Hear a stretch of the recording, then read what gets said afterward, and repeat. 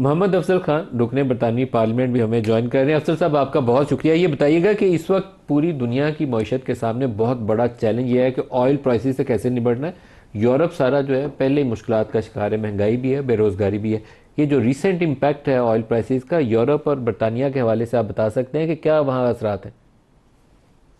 جی clear ہے، اس کا impact global ہے اور برطانیہ کے اندر بھی یورپ کے اندر بھی اس کو فیل کیا جا رہا ہے۔ دیکھیں فیول جو ہوتا ہے وہ کی سینٹرل پوائنٹ ہوتا ہے جس کی امپیکٹ ہر چیز پہ آتا ہے۔ تو آلریڈی آپ دیکھتے ہیں کہ جو پیٹرول پمپس ہیں وہاں اگر آپ نے کار آپ کو فل کرنا ہے تو 15-20 پاؤنڈ ایکسٹرا ہو چکے ہیں، تو دیٹس اے بگ امپیکٹ جو فیملیز آلریڈی اسٹرگل کر رہی ہیں۔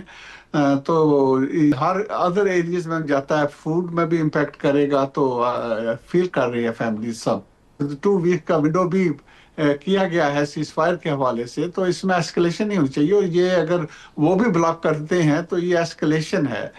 تو یہ اچھی چیز نہیں ہے۔ ان کو چاہیے کہ ایکچولی اراؤنڈ دا ٹیبل بیٹھ کے جو ان کے ڈفرینسز ہیں ایران کے ساتھ، جو لیجٹمیٹ چیزیں ہیں وہ دونوں طرف سے سنی جائیں اور اس پہ کمپرومائز بھی کیا جائے، کیونکہ نہ صرف ایران و امریکہ کا اس میں مفاد ہے بلکہ میں کہتا ہوں کہ ہر انسان کا گلوبلی جو امپیکٹ ہے ہو رہا ہے، تو ان سب کا مفاد یہی ہے کہ امن کے رستے پہ آنا چاہیے، ایسکلیشن فرض چاہیے۔ افضل صاحب، کیا برطانیہ اسلام آباد ٹاکس پروسیس کو سپورٹ کرے گا؟ جی پہلی بات دیکھیں جی، this is the only game in town, اور کوئی نہیں کچھ کر رہا، اور پاکستان کے تھرو یہ ثالثی کا جو رول ادا کیا جا رہا ہے یہ کمینڈیبل ہے، امپریسو ہے، کہ ان مشکلات میں ان کچھ سب فرقین کو ایک جگہ پہ بٹھا لینا اور گفتگو کو کیری آن رکھانا، یہ بھی سب پازیٹیو ہے۔ کل بھی آپ نے دیکھا جب پارلیمنٹ میں یہ ڈیبیٹ ہوئی ہے تو پارلیمنٹ کے پرائم منسٹر نے بھی اپنے دورہ جو مڈل ایسٹ میں کیا تھا اس کے بارے میں گفتگو کی، اور پھر یہ بھی پاکستان کا شکریہ بھی ادا کیا کہ جو رول ہے، اور انہوں نے کہا کہ وہ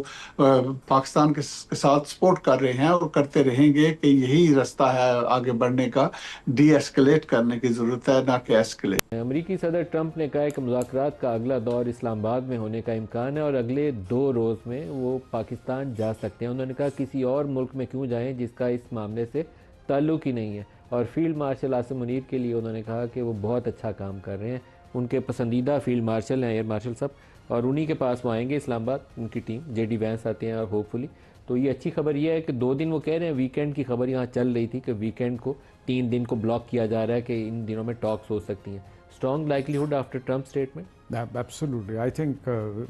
جو ایک بات یہ بھی چل رہی تھی کہ ٹرمپ صاحب کو وہ جو آف ریمپ اور آف ایگزٹ ملنا چاہ رہا تھا، اور ان کو بار بار یہ بتایا بھی جا رہا تھا کہ فوری اور غیر روایتی قدم کا تمہیں کوئی فائدہ نہیں ہوگا، اور جو اسٹیٹ آف ہورمز ہے وہ تم اکیلے کر تو لوگے، کیپیسٹی تو ہے بٹ جواز نہیں بنے گا۔ ابھی آج جو 100 جہاز گزرتا تھا آج 5 جہاز صرف گزرے ہیں، اور جنگ سے لے کے ابھی تک 279 جہاز گزرے ہیں۔ اب ان میں سے 22 جہاز ہٹ بھی ہوئے ہیں، جس میں سے 8 جہاز عمان کی حدود میں گزرے، تو یہ ہومس کو کنٹرول کرنا کوئی اتنا آسان نہیں تھا۔ Plus it might lead towards another factor کہ اگر باب المندب کی طرف ہوتی سے ایکٹیو ہو جاتے ہیں تو پھر آپ ابھی ایک اور خبر یہ آ رہی ہے کہ جو ان کا جو کیریئر تھا وہ ایک بڑا پورا لمبا چکر کھا کے پورا افریقہ سے آ کے اس طرف آ رہا ہے، دیٹ مینس کہ وہ بھی باب المندب کے خطرے کو کر رہے ہیں۔ تو یہ جو 2 دن کی خبر آ رہی ہے اور جو فیلڈ مارشل صاحب کے انہوں نے پھر اپریشیٹ کیا ہے، ٹرمپ صاحب ناقابل اعتماد آدمی ہیں، لیکن جو حالات و واقعات ہیں، مڈ ٹرم الیکشنز ہے، ہنگری میں جو ان کے قریبی دوست کی ہار شکست گئے وہ برے طریقے سے آ رہا، یہ سب انڈیکیشن یہ ہو رہی ہیں انشاءاللہ کہ کوئی نہ کوئی اچھی پازیٹیو خبر نہ صرف خطے کے لیے، دنیا کے لیے، بلکہ انشاءاللہ پاکستان کے لیے۔ اسلام آباد ٹاک سے اسلام آباد ڈیکلیریشن بھی نکل سکتا ہے۔ بالکل ندیم بھائی، ایک اور بڑی مزے کی بات کل چل رہی تھی کہ کہاں دنیا اسلامو فوبیا کہتی تھی اور اب اسلام آباد کا سلوگن آ رہا ہے، تو الحمدللہ انشاءاللہ اللہ کرے کہ یہیں سے ایک امن کی نوید بھی آئے کرن دنیا بھی کے آئے۔ سامنے۔ سردار مسعود صاحب، سفارتکاری کے میدان میں مہارت آپ کی ہے، بات چیت کا جو پہلا راؤنڈ تھا اس سے بہت زیادہ توقع یہ نہیں رکھنی چاہیے تھی کہ رات کو مہر لگا کے ہی اٹھیں گے، لیکن ابھی جتنی رپورٹس ہیں یہ ظاہر کرتی ہیں کہ بعض ایشوز پہ پیش رفت تھی، بعض کے اوپر اٹکاؤ بھی آیا۔ نیکسٹ راؤنڈ سے آپ کیا سوچتے ہیں، کیا توقعات ہیں آپ کی؟ نیکسٹ راؤنڈ میں جو سکسیس کی ہمیں امید ہے وہ ہے اس سے کہ نیوکلیئر کے اوپر کوئی معاہدہ ہو جائے، آبنائے ہرموز کے اوپر ہو جائے، لیکن لبنان کے اوپر کوئی معاہدہ ہوتا نظر نہیں آ رہا، کیونکہ اگر آپ نے وزیر اعظم نتن یاہو کے بیانات سنے ہوں تو امریکہ کے دباؤ کے تحت ان نے مذاکرات کے لیے حامی تو بھر لی ہے، اور میرا خیال ہے کہ آج مذاکرات ہو رہے ہیں، امریکہ کے وقت کے مطابق 11 بجے ان کے مذاکرات کا آغاز ہونا تھا لبنان اور اسرائیل کے سفیروں کے درمیان، ان کے اسٹیٹ ڈپارٹمنٹ، امریکہ کے اسٹیٹ ڈپارٹمنٹ میں۔ لیکن جو پالیسی وزیر اعظم نتن یاہو نے دی ہے وہ یہ ہے کہ ہم پیس اینڈ نارملائزیشن کریں گے، یا نیگوشیشن اینڈ نارملائزیشن کریں گے، اور اس کی ڈیفینیشن انہوں نے یہ دی ہے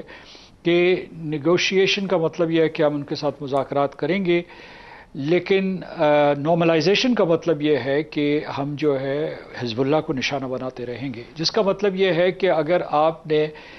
ایران کا محاذ ٹھنڈا بھی کر دیا اور اس کی وجہ سے ایران کی طرف سے جو ریٹیلیٹری اسٹرائکس ہوتی ہیں گلف میں وہ اگر آپ نے ٹھنڈا بھی کر دیا تو مشرق وسطیٰ کے اس حصے میں یعنی لبنان میں، غزہ میں، مقبوضہ فلسطین میں یہ جنگ جاری رہے گی، اور ایران اس میں اپنے آپ کو ایک سٹیک ہولڈرز کے طور پر بتا رہا ہے۔ اب یہ ہے کہ کیا ان کے اوپر آبنائے ہرموز کے اوپر آسانی سے کوئی اتفاق رائے ہو سکتا ہے؟ اب صورتحال بہت الجھ گئی ہے، یعنی جو U N convention of the law of the sea ہے اس کے مطابق آبنائے ہرموز ہو، اسٹریٹ آف ملکہ ہو،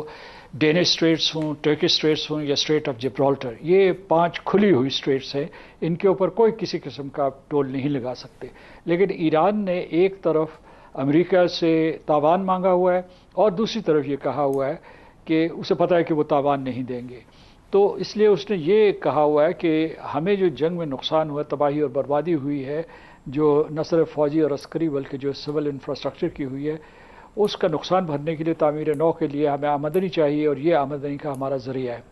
اور جب کہ پاکستان میں مذاکرات ہو رہے تھے بلکہ اس سے کچھ دن پہلے، تو عمانی اور ایرانی دفاتر خارجہ ایک دوسرے کے ساتھ ان ٹچ تھے کہ کوئی پروٹوکول بنا لیں اس کے بارے میں، کیونکہ یہ ایک دوسرے کے آمنے سامنے ہے۔ دوسرا یہ ہے کہ اس وقت جو ہے سچویشن بہت پریکیریس ہے۔ میں آپ کو بتاتا ہوں کہ اس وقت ایران اور امریکہ آئی بال ٹو آئی بال ہے، اور اس میں بعض اوقات جو ہے جنگوں میں یہ ہوتا ہے کہ مس کیلکولیشن ہو جاتی ہے، یعنی آپ کا ارادہ تو نہیں، نہ امریکہ اس وقت جنگ چاہتا ہے یا ریزمپشن آف ہاسٹیلٹیز چاہتا ہے، نہ ایران چاہتا ہے، لیکن کسی قسم کی بھی کوئی ایسا انسیڈنٹ ہو سکتا ہے۔ اور دوسرا یہ ہے کہ ایک تیسرے ملک کو نشانہ بنایا گیا اس جنگ میں، تیسرا تو نہیں، وہ بھی ایک قسم کا پارٹیسپینٹ ہے، چین کو نشانہ بنایا گیا ہے، کیونکہ وینزویلا کا تیل ہو یا یہاں کا خلیج فارس کا تیل ہو، یہ سارے کا سارا جو ہے تیل کو چین کو سپلائی ہوتا تھا، اور 1/3 of their imports of oil are from Iran. تو اس وجہ سے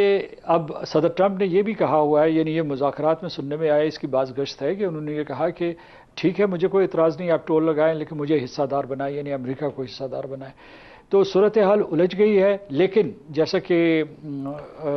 پہلے 2 پارٹیسپینٹس سردار مسعود صاحب، اسی عرصے میں جب یہ بات چیت جاری ہے تو 1-2 اور ڈیولپمنٹس بھی ہیں، لائک جو سعودی فارن منسٹر ہیں اور ایرانین فارن منسٹر ہیں، ان کا 2-3 مواقع کے اوپر آپس میں رابطہ ہوا ہے، اور جب یہاں اسلام آباد ٹاکس چل رہی تھیں تو سعودی فائنانس منسٹر بھی یہاں تھے۔ وہ ہو سکتا ہے پاکستان سے جو ان کا نیا کوئی پیکج ڈیل چل رہی ہے، کچھ وہ ریزروز میں مزید پیسے رکھوائیں گے، آئل آن ڈیفرڈ پیمنٹ کی بھی بات ہے، لیکن بہرحال ان کی پریزنس اسلام آباد میں اسی وقت تھی جب کالی باف اور عراقچی صاحب یہاں موجود تھے، تو ایک سگنیفیکنٹ ڈیولپمنٹ ہو رہی ہے سعودیز اور ایرانین رابطے کے حوالے سے۔ آپ سمجھتے ہیں کہ یہ بھی کوئی نئی ڈائمنشن ہے اس پورے پوسٹ ایران وار؟ یہ بہت حوصلہ افزا چیز ہے کہ عباس عراقچی سے فیصل بن فرحان جو سعودی عرب کے فارن منسٹر، انہوں نے ٹوائس بات کی ہے، ایک جو ہے جنگ بندی سے تقریباً آگے پیچھے، اور اس کے بعد ابھی جو ہے حال ہی میں کی ہے، اور پھر قطر کے وزیر خارجہ نے بھی ان سے بات کی ہے۔ یہ میرا خیال ہے کہ کوآرڈینیٹڈ ایفرٹ ہے، اور انہیں پتہ ہے کہ بڑی کھیل اس میں کیا ہے، بڑا کھیل کیا ہے، کہ کس طریقے سے ان تمام ممالک کو ایک دوسرے سے متصادم کیا جا رہا ہے، اور جو پاکستان اور چین کی کوششوں سے سعودی عرب اور ایران کی صلح صفائی ہوئی تھی، اور وہ اچھا سلسلہ چل رہا تھا اس جنگ سے پہلے، اس کو بحال کیا جائے، تو وہ یہ سمجھ گئے۔ دوسرے جو آپ نے اس بہت ایک اہم چیز کی طرف اشارہ کیا کہ جو finance minister of Saudi Arabia یہاں موجود تھے مذاکرات کے دوران، اور سعودی عرب کے جو اپنے اخبارات ہیں ان کی اطلاعات کے مطابق، مصدقہ اطلاعات ہیں کہ وہ گوادر کی اہمیت اس پورے کی پوری جنگ کے دوران بہت بڑھ گئی ہے، کیونکہ بہت سے جہاز جو ہے جو وہاں سے بھٹکتے تھے یا وہاں ان کو ڈینائل تھا انٹری اور ایکسٹ، یا ایکسٹ کے بعد وہ جو ہے یہاں لنگر انداز ہوتے تھے، اور پورٹ قاسم اور کراچی پورٹ کی بھی جو ہے اہمیت بڑھی ہے۔ تو وہاں گوادر پورٹ میں اطلاع یہ ہے کہ 10 ارب کی وہ سرمایہ کاری سعودی کرنا چاہتے ہیں اور وہاں ایک آئل ریفائنری قائم کرنا چاہتے ہیں۔ یہ تجویز بڑے عرصے سے چل رہی تھی، اور پھر جو ہے پیٹرو کیمیکل پلانٹس جو ہیں اس کے بارے میں ابو ریفائننگ آئل۔ تو میں سمجھتا ہوں کہ اس موقع سے یہ لوگ سوال پوچھ رہے ہیں کہ پاکستان کی دنیا میں اتنی عزت بڑی ہے، ایک نیا جو ہے ڈپلومیٹک ہائی گراؤنڈ پاکستان نے حاصل کیا ہے، تو اس سے پاکستان کو معاشی منفعت کیا ہو سکتی ہے۔ تو اس کے لیے میرا خیال ہے کہ یہ جو پاکستان کو امریکہ کے ساتھ اس نے تعلقات بہتر بنائے، خلیجی ریاستوں سے بھی روایتی تعلقات بہت اچھے ہیں، لیکن اب جو ہے ہمیں جو ہے اپنی اکنامک جغرافی کے اوپر توجہ دینی چاہیے۔